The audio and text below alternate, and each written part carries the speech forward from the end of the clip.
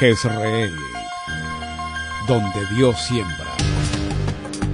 Nuestro propósito es compartir las verdades de la palabra de Dios, que han demostrado ser vigentes y relevantes para transformar las vidas de todos aquellos que ponen su confianza en Cristo Jesús. Bienvenidos a la prédica de hoy. Les voy a invitar a que abramos la Biblia en el libro de Siracides. Estoy hablando en lenguas. Eso traduce eclesiástico.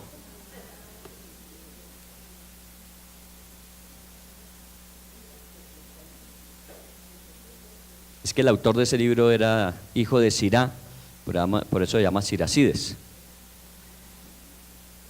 Y ni lo busque en su versión normal porque no lo va a encontrar. Ese es un libro apócrifo, es uno de los libros apócrifos de la Biblia. Así que en su Biblia aparece eclesiástico, entonces es una Biblia con libros deuterocanónicos o apócrifos incluidos. El que se parece mucho se llama Eclesiastés, ¿cierto? En la Biblia de los 66 libros. ¿Por qué hago mención a eclesiástico siendo un libro apócrifo? Porque es que estoy leyendo esta Biblia ahora. Como uno lee la Biblia normalmente, una vez al año por lo menos, se sugiere que usted lea la Biblia una vez al año. Para eso dedicaría usted más o menos unos 15 minutos cada día para leer. Si en 15 minutos usted cada día lee la porción que está asignada para ese día, seguramente en un año usted alcanza a leer toda la Biblia. Estoy diciendo leer, no estamos hablando de estudiar ni profundizar, sino solamente una lectura de la Biblia en un año. Y el libro eclesiástico es parte de los libros apócrifos que normalmente nosotros no leemos. Esta Biblia se llama latinoamericana, es una versión diferente a la Reina Valera, la Nácar Colunga, ¿a cuál más? La Nueva Versión Internacional. Esta es una Biblia que se llama latinoamericana y incluye los libros apócrifos.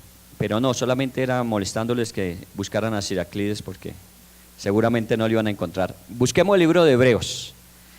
Y les decía que es bueno leer la Biblia en diferentes versiones. Si usted ya leyó la Biblia de pronto más de una vez, porque seguramente aquí hay personas de 10 años, 15 años de cristiana, me imagino que la han leído por lo menos 10 o 15 veces la Biblia. Yo tengo fe. ¿Por qué se ríe, hermano? Yo tengo fe. Yo creo. El Señor dice que debemos creer para ver. Pero si uno la lee muchas veces en la misma versión, uno como que ya mentalmente va haciendo que la mente vaya más rápido en la lectura, porque como ya la ha leído, entonces uno a veces no le para mucho, no le coloca mucha atención. Es bueno que de vez en cuando cambie usted la versión que lee. La que lee, de pronto la que estudia, a la que está más acostumbrado, pues sígalo haciendo, pero la que lee, cámbiela.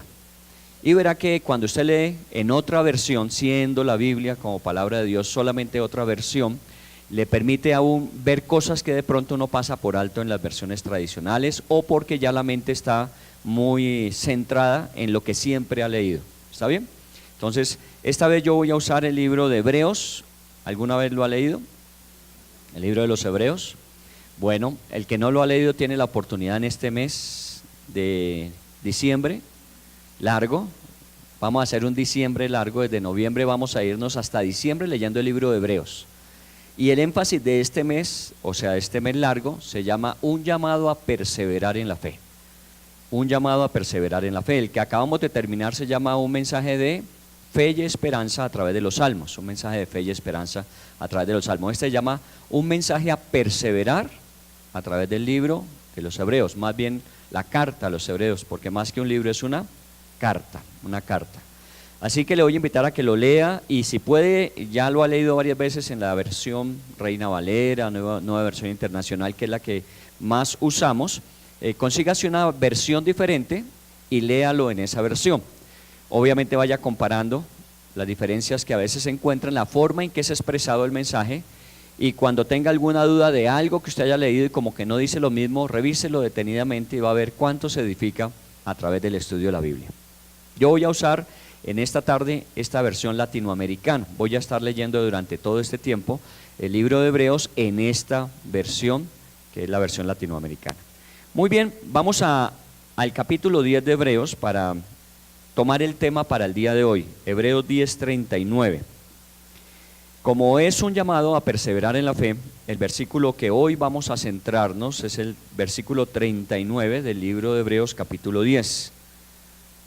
Como dice en su versión normal el libro de Hebreos capítulo 10, versículo 39.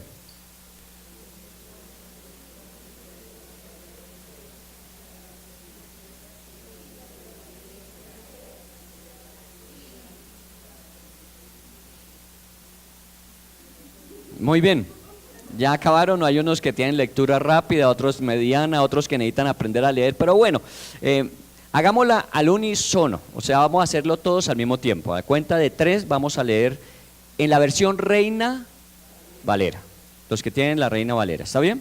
1, 2, 3.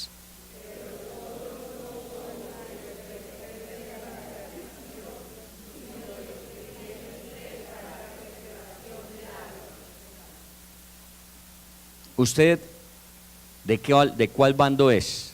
Nosotros no somos de los que retroceden para la perdición, sino de los que tienen fe para la redención del alma. ¿De cuál de los dos es usted?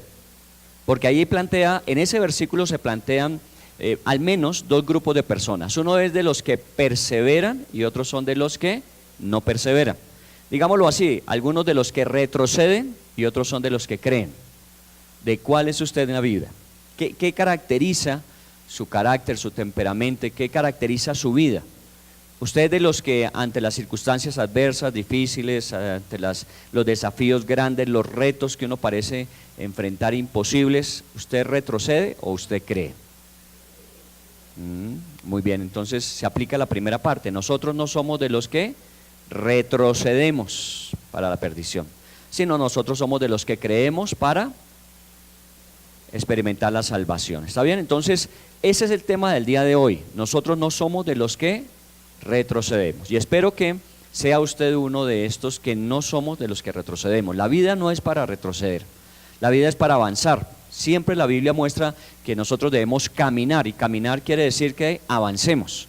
La Biblia nunca nos llama a vivir una vida contemplativa, y cuando la Biblia habla de esperar es simplemente recibir dirección de Dios para actuar. No es quedarse esperando toda la vida, sino recibir de Dios la dirección clara para saber qué debo hacer. Así que este versículo 39 de Hebreos 10 nos va a servir en esta tarde para el tema que vamos a desarrollar. Como estamos hablando de perseverar en la fe, pues obviamente estamos hablando que nosotros somos de los que creemos, no de los que retrocedemos. Hagamos una introducción inicial, porque vamos a estar todo este tiempo sobre el libro de Hebreos, al menos recordando algunas cosas importantes del mismo libro.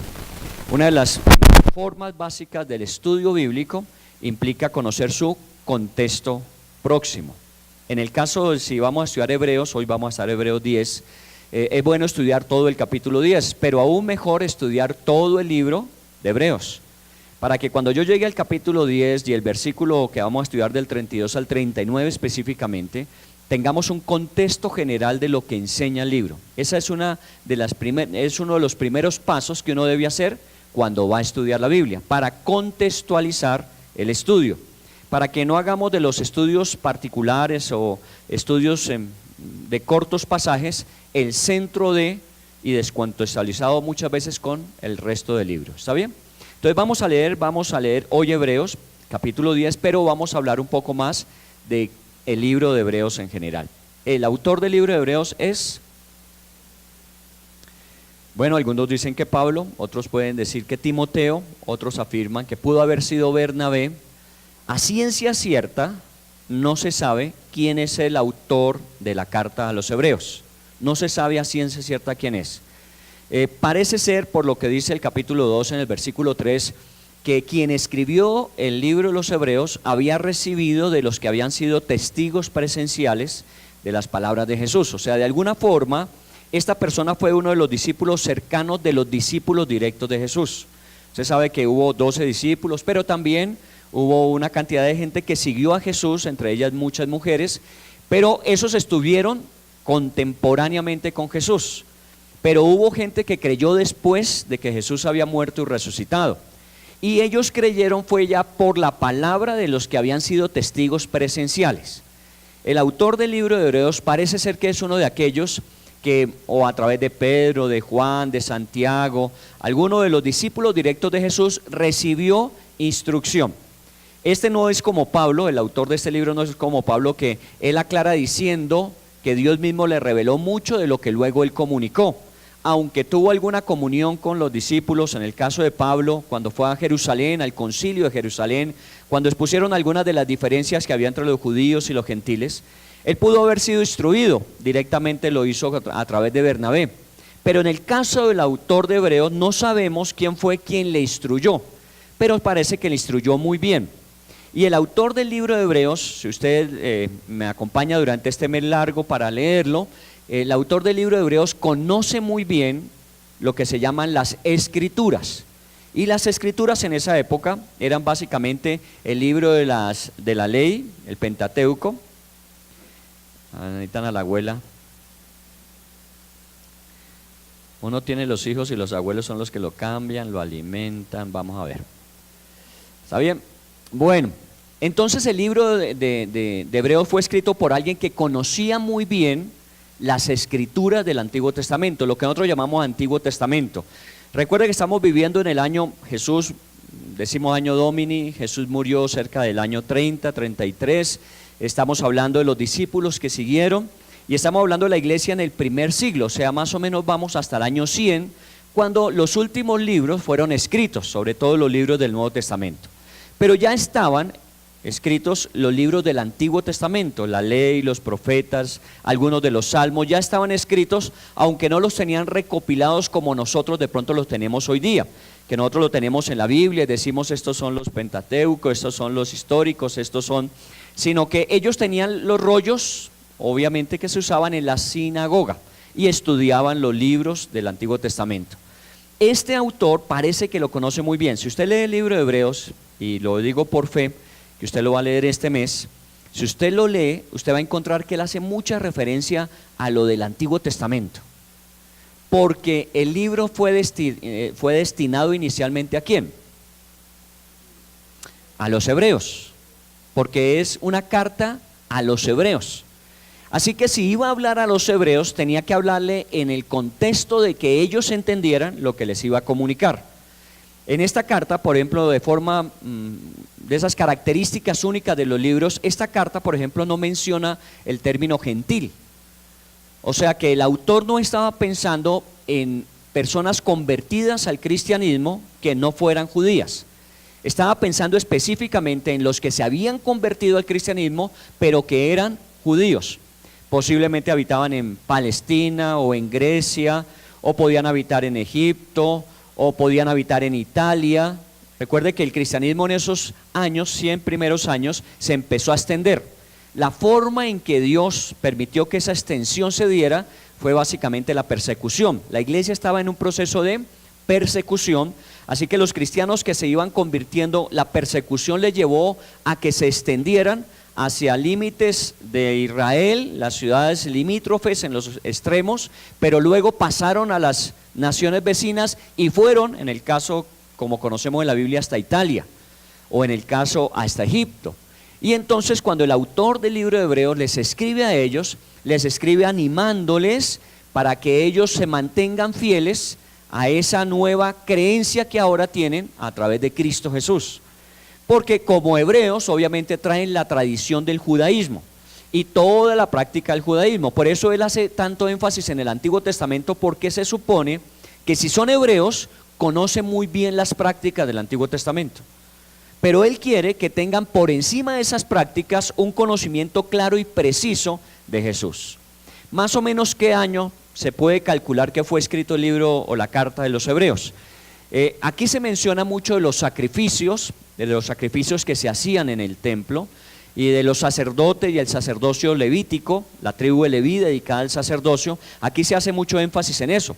Parece ser que cuando el autor estaba escribiendo el libro de los Hebreos, aún los sacrificios estaban realizándose. O sea que aún en Israel los judíos celebraban los sacrificios como en el Antiguo Testamento estaba establecido. Jesús ya había muerto, Jesús había resucitado, pero gran parte del pueblo de Israel no entendía que ese era el último y supremo sacrificio, sino que ellos seguían ofreciendo sacrificios en el templo. El templo dejó de existir en el año 70. En el año 70 fue invadido por Roma, Israel, la Palestina, y Tito, el emperador, vino y destruyó el templo. Así que el templo dejó de ser un lugar de oficio, de sacrificio, en el año 70. Así que considerando eso, que el autor habla de los sacrificios, habla de los levíticos, y que de alguna forma él relaciona eso que está sucediendo con Jesús, y si el templo solamente estuvo hasta el año 70, se puede calcular que fue escrito antes del año 70. Algunos dicen que fue entre el 64 y el 66 después de Cristo. O sea, habían pasado más o menos ¿cuántos años después de la muerte de Jesús? Unos 30, 35, 40 años. Toda esta información es importante para que usted contextualice lo que vamos a estudiar. Es un hebreo seguramente, porque conoce muy bien el Antiguo Testamento. Es una persona que se direcciona especialmente a los hebreos, aunque esta carta, como en el caso nuestro que no somos judíos, la estamos leyendo hoy. También en esa época, aunque había otros no judíos, también ellos leían esta carta, pero especialmente estaba dirigida a los judíos. Y lo hizo tomando en consideración que todavía se estaban efectuando sacrificios en Israel. Así que pudo ser años 64, 66, y allí quedó consignada una de las reliquias históricas, literarias y revelacionales más importantes. Algunos afirman que entre el libro de Romanos y el libro de Hebreos está gran parte de la esencia doctrinal que el cristianismo tiene. Así que si usted quiere tener una buena estructura doctrinal, sería bueno leer el libro de Romanos. Usted sabe que es fundamental con respecto a la salvación por fe, y el libro de Hebreos, donde se habla que el sacrificio de Jesús tiene un valor mucho mayor que todos los sacrificios que antes en el Antiguo Testamento y aún hasta el año 70 se llevaron a cabo en Israel. ¿Está bien? Eso parte de la historia que tenemos que recordar. Muy bien, esto hablamos de 30 años después. En esos 30 años había dado Jesús una orden a sus discípulos. Les había dicho que se estuvieran en Jerusalén hasta que la promesa de Dios viniese a ellos. La promesa de Dios es que recibirían poder y serían testigos en Jerusalén, Judea, Samaria y hasta lo último la tierra. Esa promesa se hizo real en Hechos capítulo 2, cuando hubo la unción del Espíritu Santo sobre la iglesia, el derramar del Espíritu Santo sobre la iglesia en una fiesta que se llamaba Pentecostés o la fiesta de las primicias. Ahí se cumplió aquello que Jesús les había dicho: no se vayan hasta que hayan recibido el poder que viene de lo alto, el Espíritu Santo. Si la iglesia recibió el Espíritu Santo en el libro de los Hechos capítulo 2, se supone que entonces en el capítulo 3 en adelante comenzaría la expansión de la iglesia más allá de los límites de Israel. Pero no encontramos eso. Encontramos el capítulo 3, 4, 5, 6, 7. Todos esos capítulos hablan del efecto de la iglesia, pero en Israel, desde Jerusalén en Israel. Ellos no habían ido a Judea, a Samaria, ni menos hasta lo último de la tierra. Así que Dios, para cumplir sus propósitos, porque siempre los cumplirá con nosotros o a pesar de nosotros, Dios permitió la persecución. Y en el momento en que la iglesia empieza a ser perseguida, obviamente empiezan a huir. Y eso implica que tienen que salir más allá de las fronteras de Israel. Y es ahí donde se empieza a cumplir el libro de Mateo, cuando dice que vayamos y prediquemos a todas las naciones. Los discípulos que habían sido ganados, que durante esos 30 años después de la muerte de Jesús habían sido edificados en la doctrina de los apóstoles, no existía la Biblia, era la doctrina de los apóstoles. Esos discípulos, en la medida en que hubo persecución, les tocó emigrar, y en la medida en que emigraron, a donde llegaron, fueron hablando del mensaje. De esa forma Dios empezó a cumplir este llamado a las naciones. Dios siempre cumple sus propósitos. Cuando no somos nosotros los que nos disponemos, Dios nos dispone. Por eso lo mejor que uno puede hacer en la vida cristiana es obedecer. Cuando Dios le diga que haga algo, hágalo. Porque de lo contrario, Dios va a empezar a mover muchas veces el nido. ¿Cierto? ¿Me entiende la expresión? Cuando en Deuteronomio la Biblia dice que el águila viene y alimenta a sus polluelos durante mucho tiempo y los polluelos felices en el nido siempre esperando que llegue el almuerzo, la comida, el desayuno, ellos siempre ahí. Pero un día el águila dice, ya es hora de que ustedes vayan a buscar alimento. Pero los polluelos, ellos nunca han volado antes, no saben la experiencia de agitar sus alas para sostenerse, para usar el viento, y entonces ellos prefieren quedarse allí. Y aunque las águilas en su lenguaje le dice a sus polluelos que es hora de que ellos vayan y vuelen, ellos no quieren hacerlo. Entonces el águila lo que comienza a hacer es a mover el nido. Ella empieza a mover el nido, a agitar el nido, y cuando empieza a agitar el nido, ella con anterioridad, cuando construyó el nido, colocó púas debajo de la paja y del pelaje que ella misma de sus plumas colocó para amortiguar el estado de sus polluelos al principio. Así que cuando empieza a mover, empiezan a salir esas pullas y empiezan a picar a los polluelos. Eso obliga a que ellos se vayan hacia los extremos del nido hasta que ya no pudiendo guardar el equilibrio, hacen su primer vuelo inaugural. Ese vuelo tiene un destino único y claro, el piso. Van derecho al piso, porque ellos nunca antes han volado. Ellos han visto a su mamá volar, pero ellos nunca han ejercitado sus alas. Y aunque hacen el intento, no tienen todavía ni la agilidad ni la preparación para volar. Así que van derecho a tierra. Si no es porque, por naturaleza, Dios a las águilas le dio el instinto maternal de bajar más rápido que ellos y ponerse debajo de ellos y sostenerlos y volverlos a subir. Entonces el águila, cuando los ve que se caen, no empieza a gritarlos desde allá, alabío, alabao, alabín, bombao, sino que va rápidamente, los alcanza, los pasa y se coloca debajo de ellos de tal manera que el polluelo cae sobre ella y lo vuelve y lo sube al nido. Y otra vez vuelve a agitar el nido. Y entonces cuando el nido se agita, toca limpiar debajo. Entonces vuelven a brincar y cada vez que lo hacen, los polluelos empiezan agitar sus alas y de esa forma ellos empiezan a ejercitarse para lo que fueron creados para volar, pero si fuera por ellos se quedarían siempre en el nido. A veces Dios tiene que movernos el nido para enseñarnos a vivir conforme la naturaleza que Dios nos ha entregado. Cuando Dios le dijo a la iglesia recibirán poder cuando haya venido el Espíritu Santo, la iglesia era poderosa, pero se sentía temerosa. Como suele pasar a muchos cristianos. Muchos cristianos tienen en su vida, cuando reciben a Cristo, el poder del Espíritu Santo, pero viven llenos de temores y aprensiones. Cuando estamos hablando en este tiempo de mensajes de fe y esperanza, o cuando estamos hablando del libro de Hebreos, de un mensaje, un desafío para perseverar en la fe, estamos hablando de que el cristiano está llamado y por naturaleza capacitado para los peores momentos en la vida. El cristiano no está preparado por Dios para vivir en la iglesia. El cristiano está llamado para capacitarse en la iglesia, para aprender a ejercitar sus alas y poder salir y volar y conquistar las naciones enteras, porque Jesús lo dijo. Entonces la iglesia, cuando se quedó en el nido, el Señor movió el nido. Usó obviamente a Vespasiano y vino y destruyó completamente el templo, y entonces la iglesia empezó a pensar, ¿y ahora qué hacemos? Tenemos que escondernos, y bueno, a pagar escondedero a peso, dice nuestro dicho, y arrancaron y empezaron a irse. ¿Hasta dónde llegaron? Al menos conocemos en el libro de los Hechos que llegaron hasta Roma. Pablo menciona en el libro de los Hechos aún la intención de ir hasta España. Posiblemente el cristianismo se había extendido en la parte de Europa hasta España y posiblemente hacia el sur, pasando por África, había llegado hasta países como Etiopía, como los países del continente africano. Así que de alguna manera el evangelio se extendió, pero se extendió a través de la persecución. A veces las mejores cosas suceden a través de las circunstancias más dolorosas o difíciles.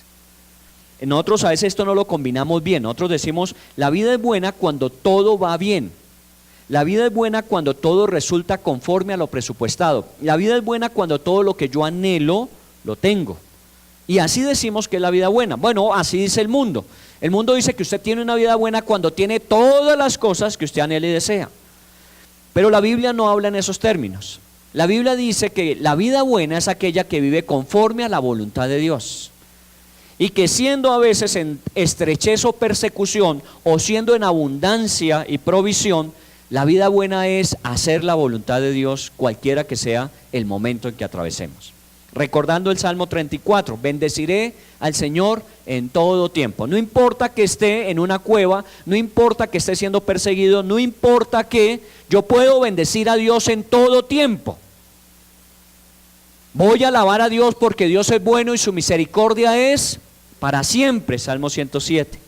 Así que de alguna manera el cristianismo no es la garantía y seguridad de que todo lo que usted quiere, usted lo va a recibir. Y que todo lo que usted necesita va a llegar. Y que la protección que impedirá que nadie lo toque o nada le haga daño estará sobre usted. Lo que dijo el Señor es que estaría con nosotros todos los días hasta el fin del mundo. Y Él dijo, cuando pases por las aguas, yo estaré contigo. Y si por el fuego, no te quemará. Él advirtió que posiblemente en ese acompañamiento que va a ser de nuestras vidas, posiblemente vamos a atravesar épocas de inundación, como épocas de fuego y de prueba. Él lo advirtió, cuando pases por, yo estaré contigo. Así que como cristiano no se extrañe que a veces nos encontremos en situaciones complejas o difíciles, que a veces nos pareciera que como que Dios o se ensañó con nosotros porque está moviendo demasiado el piso, o que Dios nos abandonó y nos dejó irnos a nuestra suerte a estrellarnos contra el piso. Dios siempre vendrá y nos socorrerá y nos enseñará a través de cada una de esas experiencias a ejercitar las alas que nos ha dado para vivir a la dimensión que Él quiere que nosotros vivamos. Así que como cristiano no desperdicie las mejores lecciones de vuelo, y esas se aprenden en medio de los más fuertes ventarrones, en medio de las más fuertes tempestades. Ahí es que se aprende realmente a volar por fe, porque la Biblia habla de vivir por fe. Y por fe quiere decir que en un momento determinado nada más le va a servir para sostenerse que la fe. Esto es como la fe que tiene un piloto, y sigo hablando de la aviación, un piloto en sus instrumentos. Cuando el cielo se encapota y se cierra, su visión no le sirve absolutamente para nada. Él no puede prever lo que viene más adelante. Posiblemente vaya en dirección a una montaña y él no la va a ver sino cuando ya es demasiado tarde. Él lo único que tiene para saber que va en el plan de vuelo inicial y que va asegurado y asegurando la vida de su responsabilidad, sus pasajeros, él lo único que tiene son los instrumentos. Y él le cree a los instrumentos, le cree a qué altura va, a qué velocidad va, le cree al radar que le indica qué obstáculos puede haber en su entorno y vuela a través de instrumentos. No porque esté viendo, sino porque le está creyendo a los instrumentos. Hace 8 días decíamos que para nosotros la Biblia es un instrumento. ¿Cuál instrumento? Decíamos la brújula. La Biblia siempre marca el norte de Dios, siempre nos dice hacia dónde Dios quiere que nos conduzcamos. Así que de alguna forma este instrumento es el que nos sirve a nosotros cuando el cielo se encapota encima de nosotros. Cuando usted encuentra momentos de oscuridad, momentos de dificultad, momentos de dolor, de aflicción, lo único que le queda a usted para sobrevivir es la fe. ¿La fe puesta en dónde? En lo que Dios dice y en las promesas que Él nos da. Por eso es importante para nosotros en este libro de Hebreos entender que este mensaje de perseverar hasta el final tiene mucho que ver con la fe. Cuando lo vaya leyendo, si usted quiere hacer este ejercicio adicional a lo que normalmente hace, usted vaya marcando cada vez que encuentre los desafíos de fe que Dios le va a pedir a través del libro de Hebreos. Obviamente, si usted está haciendo hilación de lo que estoy diciendo, el pasaje central de la fe, ¿en qué libro se encuentra? Hebreos capítulo 11. Cuando a alguien le pregunta ¿y qué es la fe?, usted se remite a Hebreos 11:1. La fe es la certeza de lo que se espera, la convicción de lo que no se ve. Cuando alguien le pregunta ¿y para qué sirve la fe?, usted se remite a Hebreos 11 y dice, mire lo que los hombres lograron a través de la fe, y comienza desde Noé y termina en aquellos que fueron asesinados, aserrados, quemados, porque también ellos tuvieron fe. Y dice la Biblia que por la fe recibieron las promesas y algunos, aún muriendo, creyeron que las promesas mayores estaban por alcanzarse después de la muerte, como es el caso nuestro. Usted tiene una promesa muy, muy valiosa. La promesa que en el momento en que se muera, directamente va a entrar a la presencia de Dios. Usted no tiene que ir a un limbo a esperar con Caleb Morales. Vivo en el limbo, dijo él. Entonces ahí se quedó, parece ser. Usted no tiene que ir al limbo, a un lugar que no sabemos si es aquí o es allá, si es para adelante o es para atrás. Usted no tiene que ir al purgatorio, que dijimos dentro de contextos religiosos que existía, y es un lugar donde usted acaba de pagar lo que quedó debiendo acá. Así que no crea que si usted muere es el banco el que asume sus deudas. Según la teoría, doctrina del purgatorio, sí, existe un lugar donde usted va a acabar de purgar lo que tiene que pagar para poder entrar luego al cielo. Obviamente este no es un concepto bíblico, pero son conceptos religiosos que nosotros manejamos. Por eso muchas celebraciones que se hacen a los difuntos es para ayudarles a ¿qué? A entrar al cielo, literalmente. Cuando a veces se celebran ciertos rituales en función de los muertos, es para ayudarles a ellos a acabar de pagar lo que faltaba y que ellos puedan acceder al cielo. Pero usted no. Usted tiene una promesa, y es que en el momento en que usted se muera, en un abrir y cerrar de ojos, usted estará viendo a Dios cara a cara. Ahora usted me dirá, pero ¿quién me lo garantiza? Solamente Dios y su palabra. Nadie más se lo puede garantizar. Porque los que partamos de aquí antes que usted no podremos regresar a decírselo. Usted tendrá que creer lo que está escrito en la Biblia y creerle al que escribió este libro. O sea, Dios y sus promesas. Esa promesa usted la va a recibir, pero ¿cuándo la va a recibir? Cuando se muera. Así que hay promesas que no las vamos a recibir acá. Hay promesas que se van a recibir más allá. Por eso en el libro de Hebreos, cuando habla de la fe y habla de hombres de fe, dice: muchos de ellos murieron sin ver lo que se les había prometido. Claro, la Biblia dice que todo lo que usted haya hecho en esta vida va a ser recompensado. ¿Sabía usted eso? Bueno, lo que sea digno de recompensa, partiendo de un vaso con agua que usted haya dado, porque el Señor dijo eso. Dijo: aún un vaso con agua que hubieses dado, ese no quedará sin recompensa. Así que hay recompensas de Dios. Algunas las vamos a recibir acá, otras las vamos a recibir allá. Ahora usted me dirá, pero ¿de qué sirven allá si allá todos dicen que es bueno, que es eterno, que es glorioso? Yo no sé, pero vale la pena no perderse la oportunidad de abonar allá, porque Jesús dijo: haceos tesoros en el cielo, donde no hay ladrones que se los roben ni polillas que se los coman. ¿Recuerda? ¿Para qué nos mandó a hacer tesoros en el cielo el Señor Jesús? No lo sé, pero vale la pena que uno los tenga, porque al llegar allá el Señor va a decir: bueno, entonces cada uno vaya a buscar su tesoro. ¿Tesoro? ¿Sí? ¿Y cuándo dijiste? Yo dije que no hicieran tesoros en la tierra, sino hicieran tesoros en los cielos. Ah, Señor, yo pensé que era simplemente que me despojara de todo lo material. No, yo le dije que eso lo tuviera en cuenta, pero que trabajara pensando más en las recompensas eternas. Ahora cada uno vaya a recoger lo suyo. ¿Qué recogerá usted? Por eso es bueno que, aunque no lo entendamos todo, nosotros obedezcamos todo. Cuando Dios dice hagan tesoros en el cielo, y está hablando de las obras dignas de arrepentimiento como consecuencia de ser salvos, esas obras serán recompensadas. En la Biblia tenemos algunas que son muy claras. Por ejemplo, si usted ama la venida de Jesús, ¿usted cree que Jesús viene? Ya usted tiene una recompensa. Solamente por eso. Aquellos que aman la venida de Jesús, aquellos que anhelamos que Jesús regrese, tenemos una recompensa. Así que al menos le estoy garantizando una, para que las otras de pronto que existen, que hay en la Biblia, coronas llamadas, usted reciba más de una, pero por lo menos existe una que ya usted tiene. Ame la venida de Jesús, anhele que Jesús regrese, esté preparado para cuando Jesús venga, y eso le dará una recompensa en el cielo.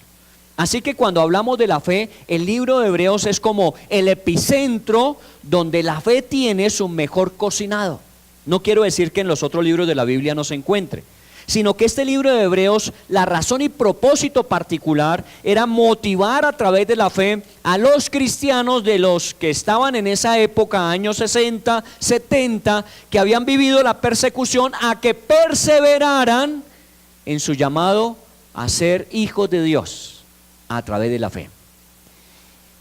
La Biblia nos advierte para los últimos tiempos que la apostasía será una de las razones, características, de las señales que habrá al final de los tiempos. ¿La apostasía qué es?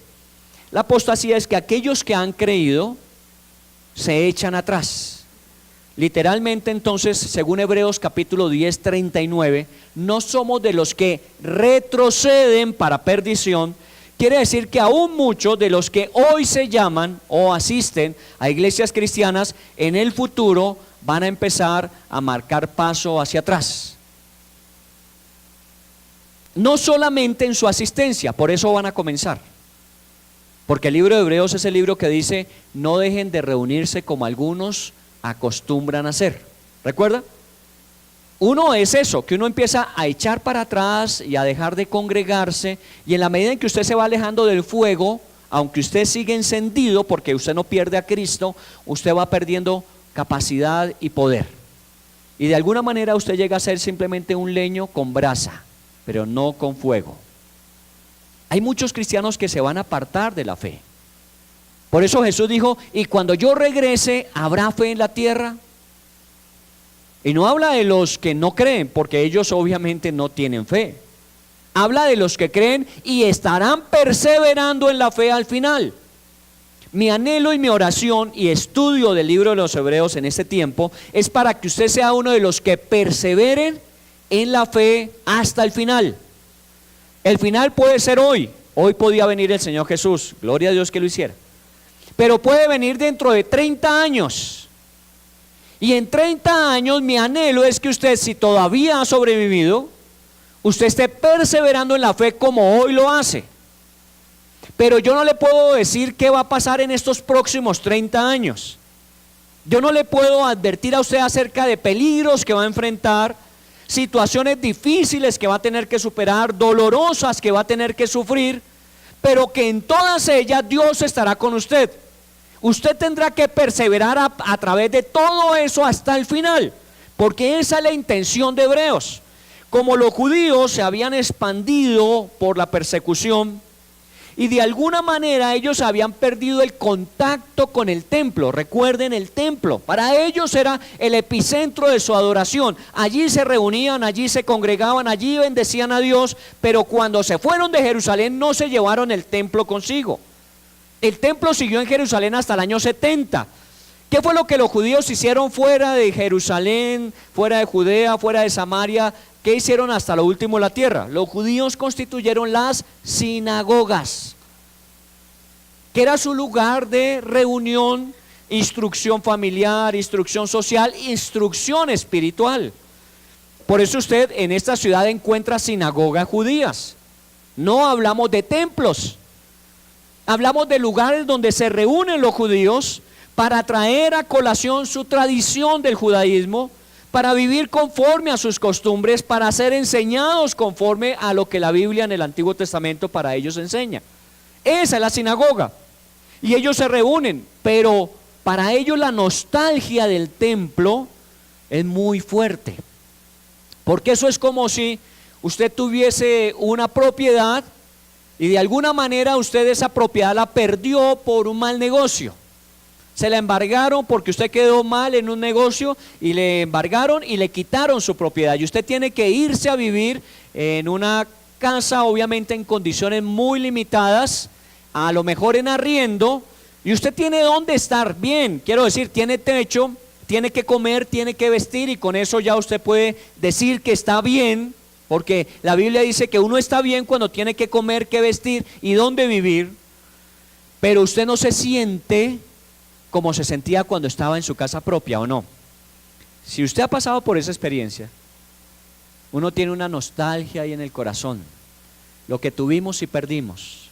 lo que ya no tenemos. Aunque no nos falta ahora nada, era eso nuestro y ya no es nuestro. Y muchas veces nos quedamos ahí. Por eso hay muchos judíos que se quedaron añorando el templo. Tan es así que ellos ya están en proyecto de reconstrucción del templo. Para ellos el templo era demasiado importante. Sí, muchas sinagogas en el mundo, pero el templo tiene que volver a existir. Y cuando usted escuche que los judíos están levantando nuevamente el templo en Jerusalén, en el mismo lugar donde estaba antes, preocúpese. Porque ya estamos ahí en los segundos finales de la cuenta regresiva. Eso forma parte de la historia. Y eso era lo que estaba sucediendo en la mente de los judíos. Por favor, esta tarde, 2017, Bogotá, Iglesia Jerreel, ubíquese no aquí, sino trasládese usted al año 60, 57, 65, por ahí el año de Vespasiano como emperador y la iglesia siendo perseguida, y usted como cristiano que es, porque usted es ahora cristiano, solo que se está trasladando a esa época, usted como cristiano quiere perseverar en el Señor y quiere mantenerse fiel hasta que el Señor venga, pero las cosas están muy difíciles, tanto que le ha tocado dejar lo que tenía. Ha tenido que ser despojado porque no solamente era una persecución y váyase y llévese lo que tiene, sino váyase con lo que tiene puesto porque no se le garantiza su vida aquí. Y tenían que dejar lo que ellos poseían, lo que habían trabajado, la tierra que habían recibido sus padres. Recuerde que eso es herencia de la familia. Y tenían que dejar todo eso e irse con apenas lo que tenían encima. Una provisión limitada para parte del camino y de ahí en adelante confiar en que Dios proveería para ellos. ¿Cómo se sentiría usted en ese momento? A lo mejor ha pasado por experiencias, no digamos iguales, sino cercanas. A lo mejor un día usted quedó en la calle o no. Les he contado, mi mamá tenía salón de belleza. Y que yo recuerde, en uso de conciencia, que yo recuerde, al menos 3 veces los ladrones entraron y se robaron todo lo que ella tenía en el salón. Se llevaron los secadores, el vaporizador, todo lo que ella tenía. Y cuando nos levantamos al otro día y íbamos a mirar, estaba vacío todo. Y me acuerdo en alguna de esas experiencias la cara de mi mamá de decepción y tristeza. Porque todo lo que era su fuente de trabajo, con lo que ayudaba a sostener la casa, todo se lo habían llevado. Lo único que habían dejado eran los charcos del agua del vaporizador.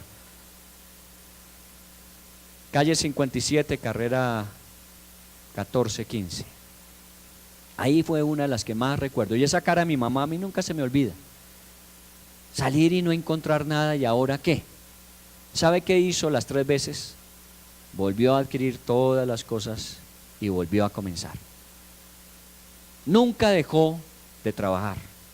Y obviamente eso quería o implicaba que hiciera nuevos créditos y se endeudara para arrancar. Y siempre lo hizo. Ella es un ejemplo de perseverar a través de adversidades. Una foto que tengo de mi familia, la última que recibí, yo ya no vivía con ellos, estaba ya en mi ministerio en la costa.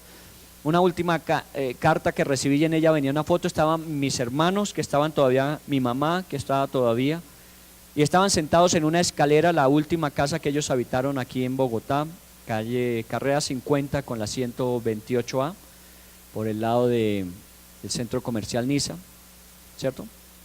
Ahí ella tenía su salón, esa fue la última vez que ella tuvo salón. Y la foto que estaba en la carta era una carta sentados en una escalera que iba hacia el segundo piso. Y todos tenían unas fachas o pintas de estar trabajando en algo. Entonces, cuando yo vi la foto, pregunté, ¿y qué es esa foto? Estaban pintando la casa, estaban arreglando, No, ese fue el día que nos embargaron por última vez. Y se llevaron todo lo que había. Lo único que no se pudieron llevar ese día fueron las escaleras donde estaban sentados. Y ahí se tomaron la foto. Y esa foto quedó registrada en el momento donde todo se había perdido, donde no había quedado nada. Y de ahí nuevamente partieron otra vez. usted de pronto haya pasado por experiencias como esa. Le estoy contando experiencias que viví a distancia. Cuando yo y les embargaron, sí, las deudas de mi papá desafortunadamente no canceladas, embargos, y arrasaron con todo. Así que no me diga que no hemos pasado por esas. Hemos pasado por esas, no tan fuertes. No sé si aquí habrá algún Esteban siglo XXI que haya sido tan perseguido que hasta apedreado fuera hasta la muerte. No creo. Pero sí hemos tenido momentos muy, muy complicados. Si usted ha vivido eso, si está viviendo eso, este Hebreos es un buen mensaje para usted, porque fue escrito con esa intención a una iglesia que estaba en el peor momento, en la persecución más feroz contra ellos, y ellos, queriendo perseverar, muchas veces se encontraban con serias dudas en su fe. Y entonces este autor, que no sabemos quién es, pero muy dirigido por el Espíritu Santo, les escribió esta carta diciéndoles: perseveren en la fe hasta el final. No dejen de creer que Dios y sus promesas siempre estarán allí. Esa es la intencionalidad del libro de los Hebreos. Es un desafío a la fe. Y son las preguntas que uno se hace. ¿Qué hacer frente a una situación tan difícil como esta? Una de las posibilidades está en Hebreos 10:38. ¿Qué dice? Retroceder. Porque desafortunadamente, ¿cuándo vino la persecución a esta gente? Siga usted allá en el año 64, 65, 68. Siga allá. ¿Cuándo vino la persecución sobre su vida? Usted está ahí con todos los demás cristianos viendo cómo los buscan para despojarlos de sus bienes, de sus posesiones, cómo buscan para algunos meterlos a la cárcel, a otros asesinarlos, y usted se está escondiendo en las casas y usted está preguntándose para dónde nos vamos y a qué hora salimos para que no nos vean. ¿Cuándo comenzó ese problema? ¿Sabe cuándo? Cuando aceptaron a Jesús como Señor y Salvador. Pero es que eso no es lo que dice Enlace. Enlace no dice eso. Enlace no dice que la iglesia sufrió porque habían aceptado a Jesús y empezaban a vivir conforme las normas de Jesús. Y obviamente esas normas eran contrarias al judaísmo, tradición religiosa del pueblo de Israel, y eran contrarias a todo lo que se vivía en el Imperio Romano. Así que la persecución era de los judíos y de los romanos. Y cuando ellos se veían en medio de ese mare magnum de dificultades, la pregunta es: ¿y por qué yo tengo que estar en esto? Y había un diablito que siempre está colocado por estos lados, ¿se recuerdan? Las películas que le ponen un angelito y un diablito. El diablito de este lado le estaba diciendo: ¿se da cuenta por haber recibido a Cristo? ¿Se da cuenta lo que le pasa? Y el del otro lado le está diciendo: ¿qué? No, pero Dios tiene promesas para usted, persevere en la fe. Pero este diablito le dice: ¿y de qué le ha servido? ¿No se da cuenta cómo está viviendo? ¿Y sabe qué? Todavía esto no ha terminado. Lo que viene es peor todavía. Y el angelito al otro lado le dice: no, tranquilo, que de todas el Señor lo librará. ¿Y usted está en ese fuego o todavía no entiende que eso es siglo XXI? Hoy estamos viviendo esa dualidad.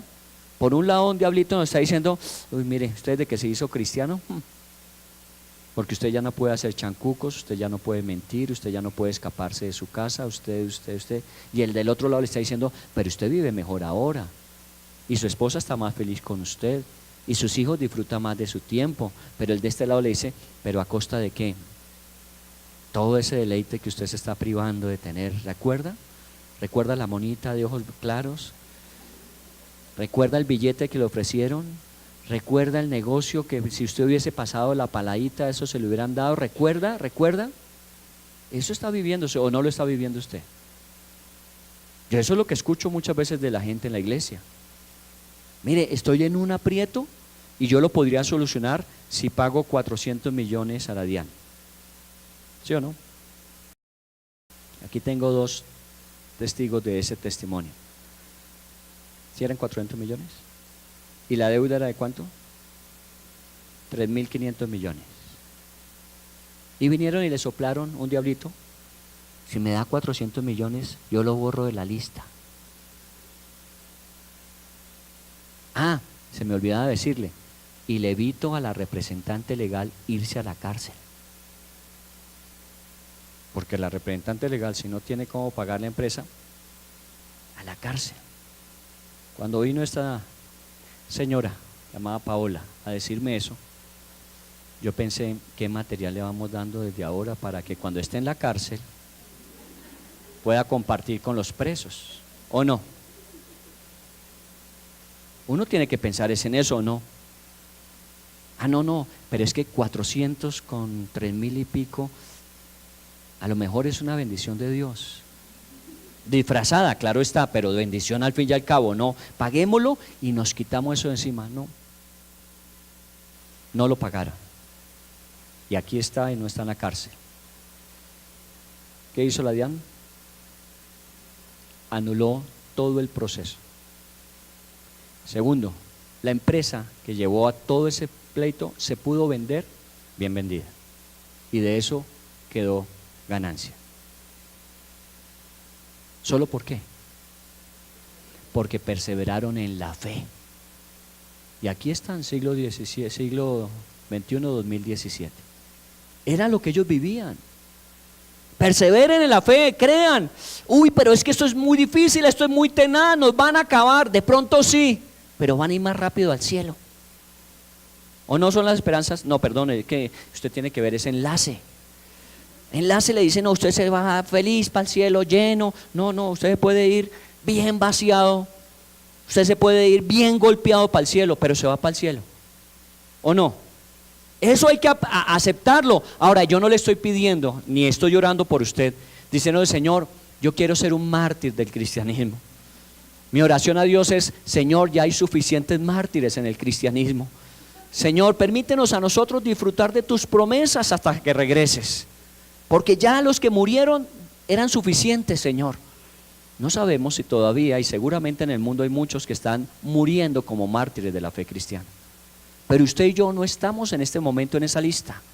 Más bien al contrario, estamos de aquellos que el Señor dice, para ustedes pidan y les daré por herencia las naciones. Y el Señor se riega en bendición sobre nuestras vidas. Porque lo hemos visto, lo hemos evidenciado. Pero cuando empiezan las cosas a ponerse complicadas y difíciles, empezamos a decir, yo ya no vuelvo a la iglesia, mire de qué me ha servido, yo ya no vuelvo a orar, yo ya no vuelvo a leer la Biblia, y de pronto por ahí al mes, no, como que sí, tengo que volver otra vez. Pero ¿sabe qué? No haga eso muy seguido, porque de pronto en una de esas se queda por allá.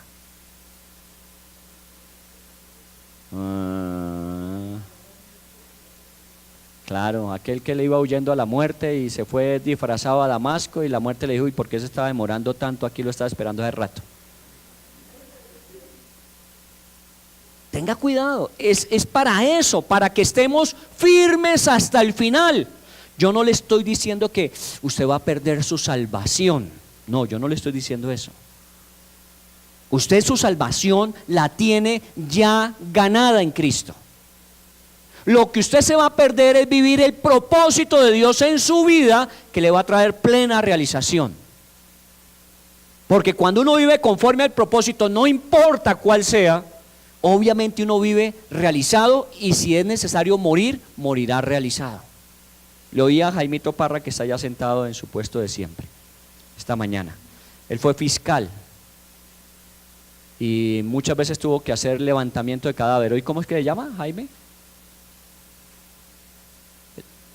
Inspección de cadáver. Ya no se dice levantamiento, porque como algunos se ahorcaban, entonces más bien había que bajarlos, no levantarlos. Entonces hoy se llama inspección de cadáver.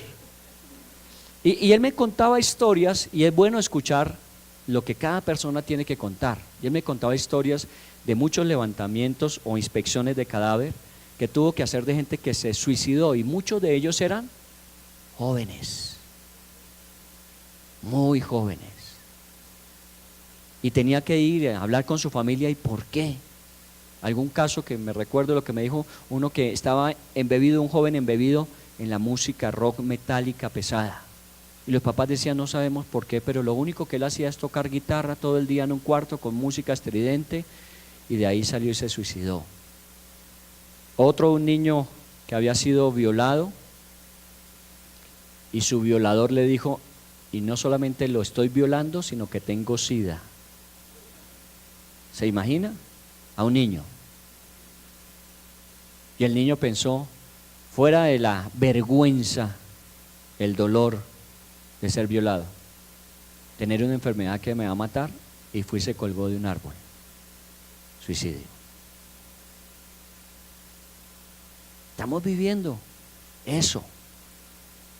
No es fácil, es muy complicado, son momentos difíciles, pero ¿cómo hay que enfrentarlos?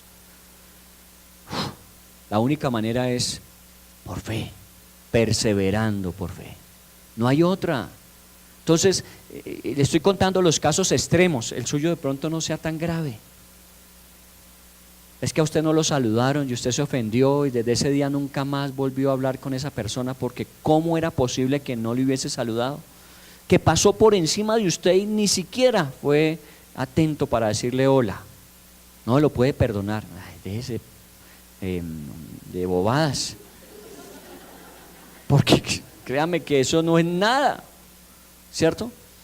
No, que algunos me dicen muy aterrados, si usted viera la plata que yo perdí.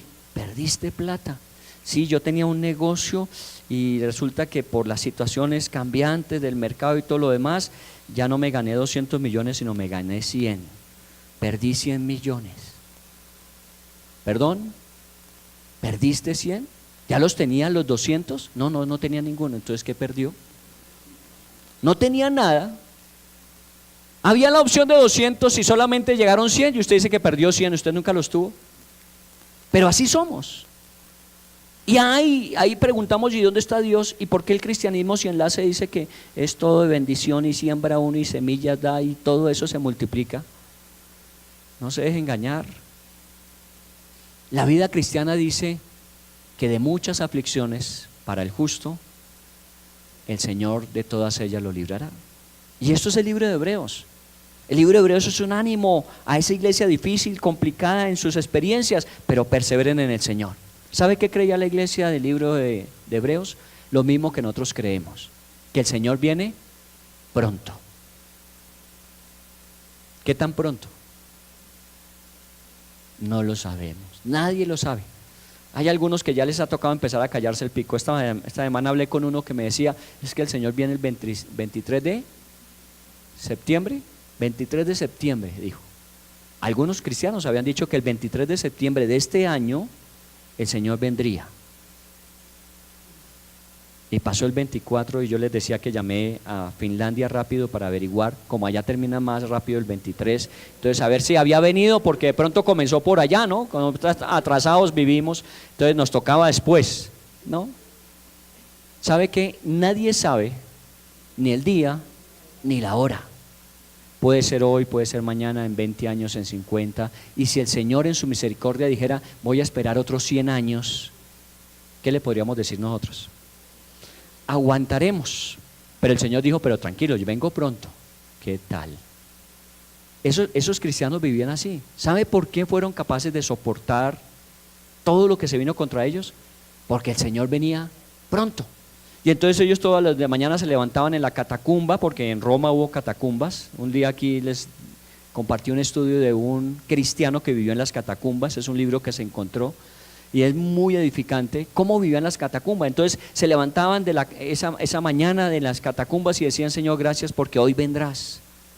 Y pasó ese día y no vino. Y pasaron 10 días y no vino. Y estaban en las catacumbas viviendo de la miseria, muriéndose de frío, muriéndose de hambre todos los días. Y ahí estaban diciendo, Señor, gracias porque hoy vendrás. Y nunca dejaron de creer que hoy vendría el Señor. Pero ¿sabe qué hicieron mientras tanto? Perseveraron en la fe. Porque lo más fácil cuando uno está en dificultades, ¿qué es? Retire lo que le causa la dificultad. Yo le digo a los que tienen dificultades económicas, ¿sabe qué? Pague las deudas, porque eso es lo que más lo agobia a uno, ¿o no? Cuando uno tiene problemas económicos, la más grande situación de angustia son las deudas. Puede que uno no tenga mucho para el alimento, pero uno se bandea, ¿o no? Pues, fácil es, consígase un periódico que ojalá tenga publicidad de restaurantes.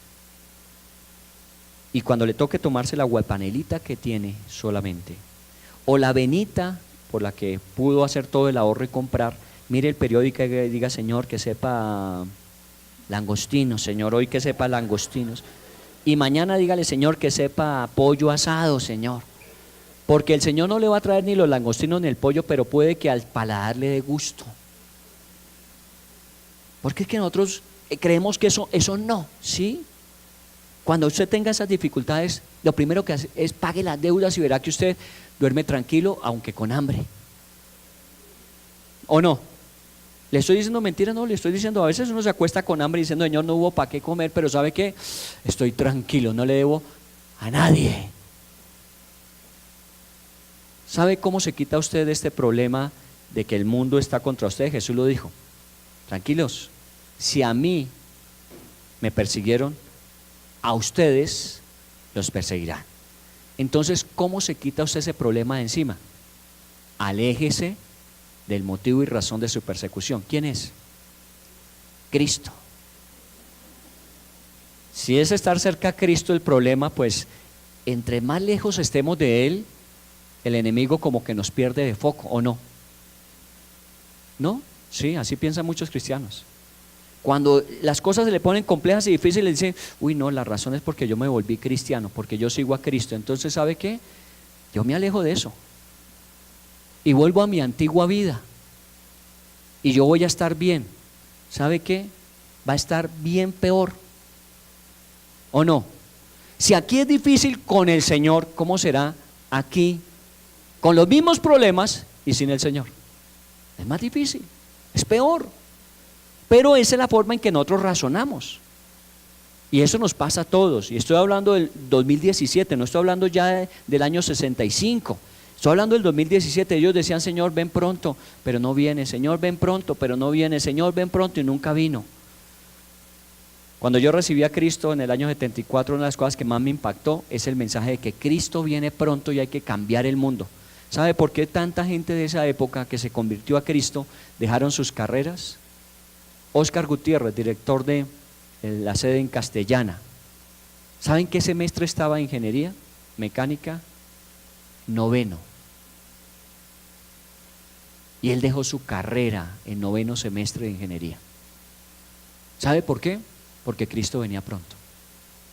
Y podía ser hoy, podía ser mañana. Entonces lo que había que hacer, en lugar de ir a estudiar a la universidad, había que ir a predicar de Cristo para subir al bus los que más pudiese, cuando el Señor viniese se los llevara.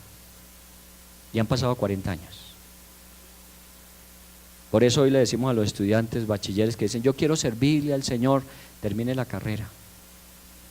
Ah, pero es que el Señor viene, mientras tanto evangelice, pero termine la carrera. ¿Sabe por qué? Porque no sabemos cuándo va a ser.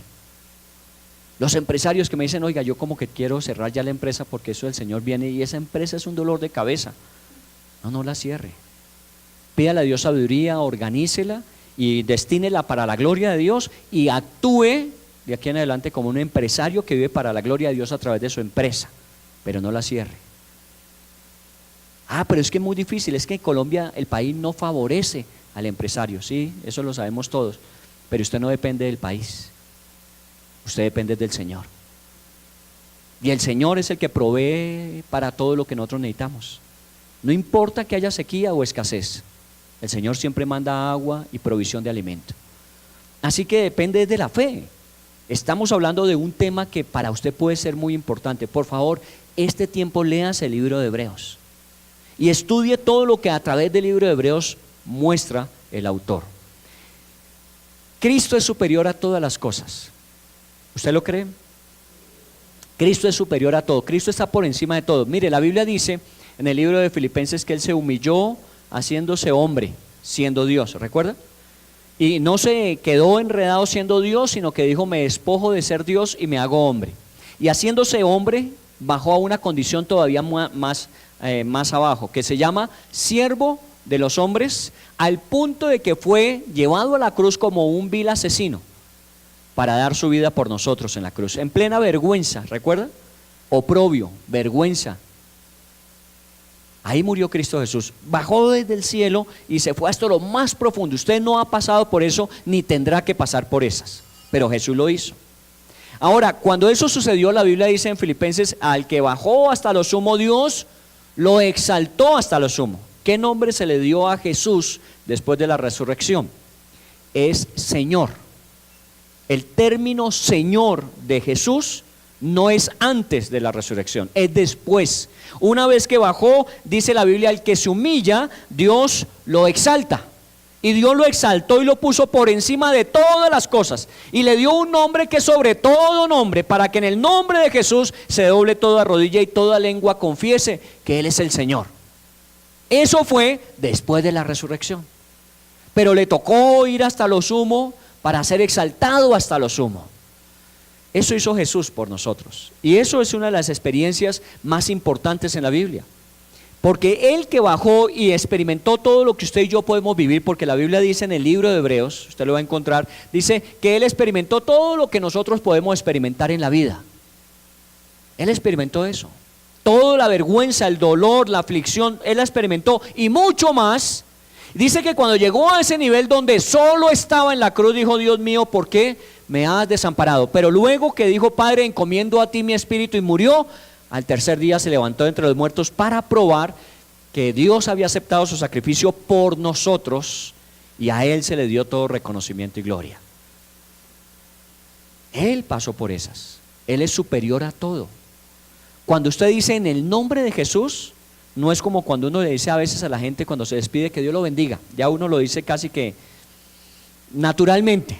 Ojalá que, como alguien me dijo esta semana, es que yo cuando digo que Dios lo bendiga, yo estoy pensando en que Dios lo bendiga. Eso me dijo esa persona, estuve hablando ayer, antier, con él, me impresionó su testimonio. Una persona con 3 hijos, con una limitación económica muy difícil por trabajo, los 3 hijos en la universidad.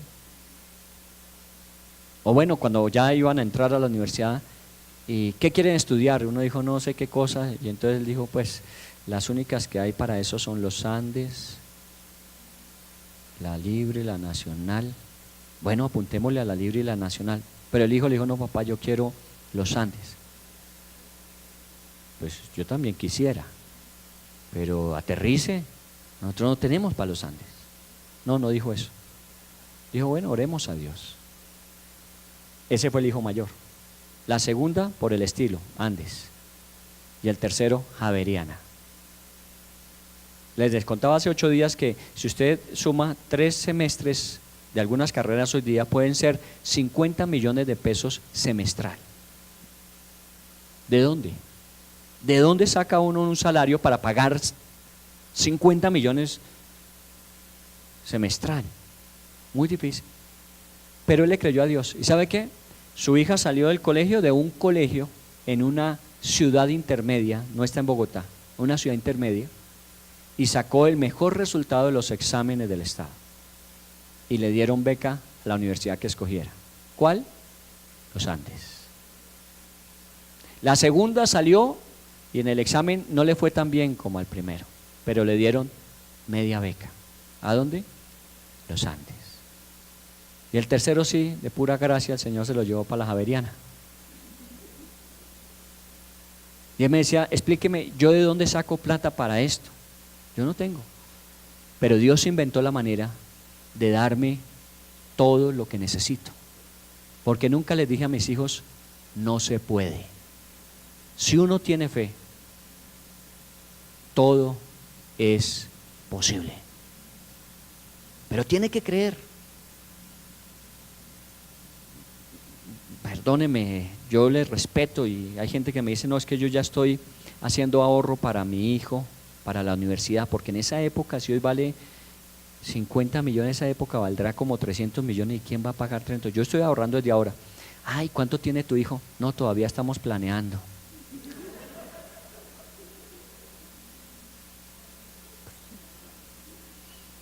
Son dignos de ser exaltados por ser buenos planeadores.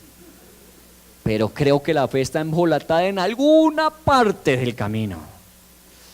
Nos preocupamos 30 años antes de las cosas. Cuando usted no sabe qué será el día de mañana. La Biblia dice eso. Nos preocupamos cuando ni siquiera sabemos qué va a pasar mañana. ¿Sabe qué? Más bien busque a Dios de todo corazón y encomiende al Señor su camino. Confíe en Él y Él hará. Ahora, no estoy hablando de una vida relajada, indisciplinada. Obedezca a Dios en todo lo que Dios le diga. Obedézcalo. No ceda ante la tentación.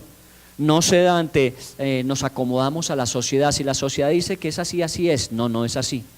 Si Dios dice que es blanco, es blanco. Si la sociedad dice que es negro, déjelos. Pero es blanco. Es vivir así. Este es el desafío de la fe. A eso Dios nos llamó. Ahora, el que no quiera, tranquilos, hay posibilidades. En Romanos, en Hebreos capítulo 10, versículo 38 dice que algunos retroceden. Esa es la opción que le queda, retroceda. Diga, si esto me ha costado el haber recibido a Cristo, yo mejor me voy. Háganlo, tranquilo, nos vemos en el cielo. Allá nos vamos a encontrar. Pero usted tiene la libertad. ¿Para qué Dios nos hizo libres? Para decidir. La gente dice, no, es que somos libres. ¿Libres para qué? Para decidir. Usted decide. Y el Señor no le va a decir, no, entonces déme la salvación, porque no, el hijo pródigo, déme la herencia, y se la dio. Se la comió. Ya cuando no tenía nada más, volvió y el papá le dijo, hijo, te gastaste la herencia, así que no esperes nada más hasta el final. ¿Qué le dijo el papá? Póngale vestido, póngale calzado y déle otra vez el anillo. Lo volvió a incluir en la lista. Claro, el patrimonio familiar estaba un poco mermado, pero la herencia seguía siendo del hijo, ¿o no? Nosotros tenemos salvación, y perdóneme que se lo diga con todo el corazón, creo en la salvación porque depende de Cristo y no de nosotros. El libro de Hebreos dice que su sacrificio fue suficiente, y todos aquellos que hemos creído en Cristo Jesús, su sacrificio cubre todos nuestros pecados, así que no tenemos problema. Pero lo que no le puedo garantizar es que no tenga dificultades en la vida, que no vengan situaciones penosas y difíciles. Yo no le puedo garantizar eso. Lo que sí le puedo decir es que a través de todas esas Dios va a obrar, y el primer beneficiado será usted, y segundo, dará testimonio del poder de Dios a través de su vida. Téngalo por seguro. Si no lea el libro de Hebreos, claro, me imagino que algunos dejarán de asistir durante estos 2 meses, porque si ese va a ser el tema, yo mejor me voy a una iglesia donde digan, mire, siembre acá y el Señor le devolverá multiplicado. No. Si Dios tiene un propósito para usted, el que comenzó la buena obra lo perfeccionará. No importa dónde se vaya usted. No estoy diciendo que haya iglesias buenas o malas, simplemente formas de aceptar o no lo que Dios quiere para nosotros. Nosotros queremos sacarle el cuerpo siempre a las cosas difíciles. No, ahí está la iglesia. La iglesia ha crecido, es en las épocas más complejas, en las épocas más difíciles, pero no se arrugaron. Tuvieron la tentación de, nos echamos para atrás, y por eso el libro de Hebreos fue escrito para decirle, no echen para atrás, echen para adelante, echen para adelante. De ahí estamos perseverando. Ahora sí vamos a comenzar el estudio. Hebreos 10, ¿no? Bueno, dejémoslo planteado entonces para dentro de 8 días. Si no está el contexto del libro, no vamos a entender los mensajes de él. Si no entendemos el momento histórico de la iglesia, no vamos a entender por qué va a decir el libro de Hebreos lo que va a decir. Y si usted no lo entiende, que no solamente es para los hebreos del primer siglo, sino para los cristianos de todas las épocas, usted no va a poder sobrevivir, porque lo que viene no es fácil. Pero el Señor dijo que estaría con nosotros y nos sacaría adelante. Solamente que el llamado es a perseverar en la fe.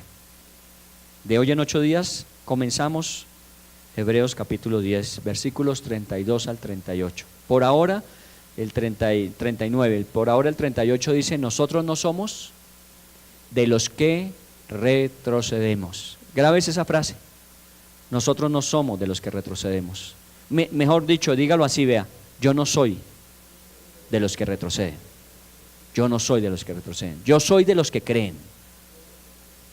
Pero dígalo ahí, conforme Hebreos capítulo 10, versículo 38. Yo soy de los que creen, yo no soy de los que retroceden. Y téngalo todo este tiempo, noviembre y diciembre. Usted no es de los que tiene que retroceder. Usted es de los que tiene que creer. Y cuando usted cree, para el que cree todo, le es posible. Vamos a orar al Señor y vamos a darle gracias. Padre, en el nombre de Jesús, yo quiero agradecerte porque no alcanzamos a entender la dimensión de lo que significó para los destinatarios de esta carta de los hebreos, lo que el autor quería que ellos tuviesen presente en ese momento de la historia. Porque no estamos allí, apenas las referencias a través de lo que quedó consignado en la historia, de lo que fue la persecución, de lo que fue en el caso de Pablo persiguiendo, llevando a la cárcel y asesinando, permitiendo que fueran asesinados muchos cristianos hasta su conversión, la muerte de Esteban, el encarcelamiento de Pedro, la persecución de la iglesia, todas esas cosas que hemos leído, pero no alcanzamos a entender lo que un cristiano de esa época tuvo que afrontar. Y no alcanzamos a entender cómo hicieron para sostenerse en fe creyendo hasta el final. Sí conocemos historias también de algunos que prefirieron apostatar de la fe, apartarse. Por eso el autor dijo: no somos de los que se apartan, porque hubo quienes se apartaron. Hubo gente que la presión fue tan grande, el problema tan grande, la persecución tan grande, que prefirieron apartarse. Si el problema es Jesús, apartémonos de Jesús. Si el problema es reunirse en la iglesia, apartémonos de la iglesia. Si el problema es leer la Biblia, pues no la leamos. Si el problema es orar, no oremos. Y así muchas veces esos cristianos que retrocedieron están todavía representados en el presente por aquellos que dicen lo mismo. Es que los problemas, desde que yo me hice cristiano, desde que yo confío en el Señor, cuando yo dejé de hacer lo que normalmente hacía y las costumbres que yo antes tenía y que me iba bien, decimos. Entonces lo mejor es apartarse de Dios. Este libro fue escrito para decirnos: no es lo mejor. Eso es peor aún. Suficiente es que ya haya dificultades y problemas. Suficiente es que ya haya cosas dolorosas en la vida.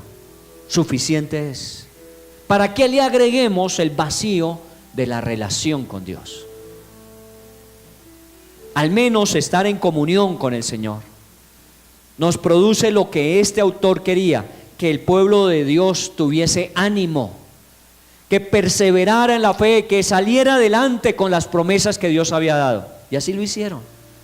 Si la iglesia no hubiese sobrevivido a esa persecución, nosotros no estaríamos hoy aquí. Sobrevivieron. Y muchos vieron cómo pasó del estrecho al lugar amplio, pero muchos no alcanzaron a verlo, pero aún murieron creyéndolo. Y nosotros estamos hoy en amplitud. No tenemos los riesgos y peligros de ellos. A nadie van a matar por creer en Cristo Jesús. A nadie van a desheredar por convertirse en cristiano. A nadie en esta, por lo menos nuestra comunidad. Así que no tenemos tantos problemas ni tantos riesgos. Pero ¿sabe qué? A veces ante más pequeñas cosas empezamos a pelar el cobre, ya decimos nosotros. Empezamos a mostrar nuestra fragilidad: yo no vuelvo, yo no quiero, Dios no es fiel, Dios no es bueno, y nos vamos alejando sin darnos cuenta que lo que hacemos es complicar más nuestra vida. Señor, tú lo sabes. Cuando tenemos que orar por personas enfermas, por necesidades económicas en las familias, por pérdidas que se han tenido. Señor, cuando oramos por los que no tienen trabajo, pero sus necesidades siguen allí y se acumulan sus deudas. Tú sabes que quisiéramos que obraras conforme a esas promesas que tú nos has dicho: suplirás todo lo que haga falta conforme a tus riquezas en gloria. Yo quisiera que con abundancia, Señor, tú trajeras salud, recursos, provisión, trabajo, tantas cosas. Pero sé que tú, oh Dios, más que yo, tienes el conocimiento pleno de cómo trabajas, de cómo haces. Yo esta semana te preguntaba, ¿por qué le permites a esta familia vivir esto? Y tu respuesta es: porque yo los he capacitado para resistirlo. Tú no lo tienes. Tú no aguantarías esto. Y ese día, ante esa familia que estábamos hablando de sus dificultades y muchas más grandes que las que yo he vivido, tuve que decirle: Señor, y yo que me quejo tanto, sé que aún mi fe necesita desarrollarse mucho más, porque hay otros que las han desarrollado, Señor, y son capaces de enfrentar tantas dificultades y aún perseverar en la fe. Por eso esta inquietud de estudiar en este tiempo a través de su palabra el mensaje que la iglesia necesita ahora. Nosotros somos la iglesia, necesitamos perseverar en la fe hasta el final. Estamos haciendo cierre de año, estamos haciendo planeación del año entrante, y ¿sabe qué nos muestran las necesidades? Que no hay cómo cubrirlas, que no hay cómo nosotros podemos proveer para todo. Y a veces uno piensa: mejor es ni siquiera planear, ni pensar, ni hacer balances, porque cuando uno los hace y se da cuenta de la situación, lo que crece es la angustia en el corazón. Pero ¿sabe qué? Cuando descubro todo lo que necesito, cuando descubro todo lo que Dios quiere hacer y mi limitación para lograrlo, solamente una cosa se genera en mi interior, y es: tengo que orar, porque si no lo hace Dios, jamás lo lograríamos nosotros. Tenemos que orar para que se pueda ver lo que Dios ha dicho que será, porque no depende de nosotros, depende de que Él obre, y la única manera es decirle: Señor, hazlo tú. Dejar nuestra autosuficiencia, confianza, nuestro conocimiento y experiencia en sus manos, diciendo: Señor, con todo lo que sé, con toda la experiencia acumulada, con todo lo que conozco, no le encuentro una solución al desafío y al reto. No sé cómo hacerlo, pero tú sí sabes. Y por eso de pronto Dios me ha permitido esta semana hablar con personas que me han dicho: yo no sabía cómo iba a ser, pero Dios inventó esta forma y esta otra y esta, y ya el último que me queda para salir está en cuarto semestre. He visto cómo Dios provee y no puedo decirle cómo lo ha hecho. Sé que Dios proveyó. ¿Usted sabe qué va a hacer Dios en su futuro? ¿Usted sabe cómo va a obrar Dios en su futuro? ¿Usted sabe los milagros y los prodigios que Dios va a hacer en su futuro? Ni usted ni yo lo sabemos, pero estamos seguros que si es necesario lo hará, que Él hará lo que sea necesario para que se cumplan sus promesas en nuestras vidas. Pero que ahora, mientras ese momento llega, tenemos que perseverar en la fe. No somos de los que retroceden, somos de los que creen. Dígalo en el nombre de Jesús: yo no soy de los que retroceden, yo soy de los que creen en Él y en su palabra. No es palabra de hombre, estamos hablando de la Biblia, su palabra es la que lo dice. Yo no le puedo a usted garantizar nada, no tengo, mi intención es toda, mis recursos ninguno, pero de Dios toda su intención y todo recurso. Así que confíe en el Señor y Él hará. Encomiende al Señor su causa y Él obrará. Pídale a Dios dirección y Él le guiará. Y Dios mostrará grandes cosas. Noviembre, diciembre y los años venideros hasta que Jesús regrese por nosotros. Perseveraremos en la fe. Levántese en el nombre de Jesús. Le invito a que se levante de su lugar sobre sus pies. Porque cuando uno dice: yo no soy de los que retroceden, uno tiene que tomar una posición. Yo soy de los que se levantan para avanzar. No me quedo allí lamiendo mis llagas, lamentándome de mi suerte, condoliéndome de mis problemas. Me levanto y digo: Señor, estoy listo. ¿Qué es lo que debo hacer?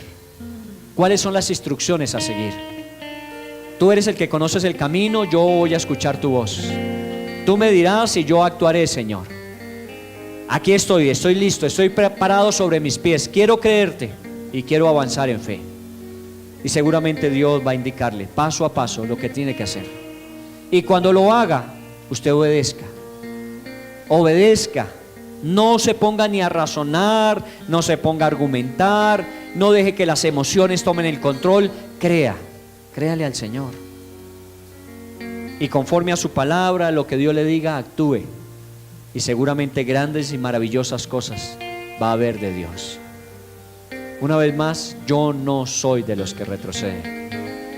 Yo soy de los que creen. Yo no soy de los que me voy a apartar de Jesús. Yo voy a estar con Jesús hasta el final. Jesús está conmigo, yo no lo voy a dejar, Él no me va a dejar, así que juntos estaremos hasta el final. Cualquiera que sea mi destino, en sus manos está, y sé que será lo mejor. Así que en el nombre de Jesús, gracias.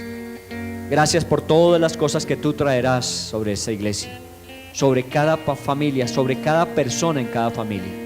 Gracias por lo que tú harás, Señor. Tú bien lo sabes y lo conoces. Aquí estamos todos en el mismo lugar, diciéndote a ti, obra tú, Señor, hazlo tú, porque de resto no tendríamos cómo hacerlo. Creeremos y actuaremos con fe. Vayámonos con una canción en el corazón que nos permita recordar y leer cada vez, cada día, el libro de Hebreos. Y si usted ya lo ha leído muchas veces, léalo en otra versión diferente, en algo que usted nunca haya leído. Y dígale, Espíritu Santo, háblame, porque yo quiero oírte. Yo quiero ser de los que reciben ese mensaje de perseverar en la fe. Yo quiero entender que debo colocarme en pie como estoy ahora, siempre. Que ante los problemas, ante las adversidades, ante las dificultades, no me voy a esconder en una cama. No me voy a quedar reservado en un cuarto. No me voy a impedir salir de mi casa. Voy a enfrentar la vida y lo voy a hacer conforme a tu instrucción. Así que en el nombre de Jesús voy a leer tu palabra y tu palabra me va a hablar a mi corazón. Y conforme lo que me digas, así voy a hacer. Usa esta porción, Señor, el libro de Hebreos, este tiempo. A más de lo que cada uno, Señor, lee y estudia, usa el libro de Hebreos para hablarnos de la fe. Allí está consignado que la fe es la certeza de lo que se espera, convicción de lo que no se ve. Que por la fe es que agradamos a Dios, porque sin fe es imposible. Ahí está consignado en ese libro. Pero ya no queremos solamente el capítulo 11 que tantas veces referimos. Queremos todo el libro, todos sus capítulos, y entender, Señor, lo que tú tienes allí.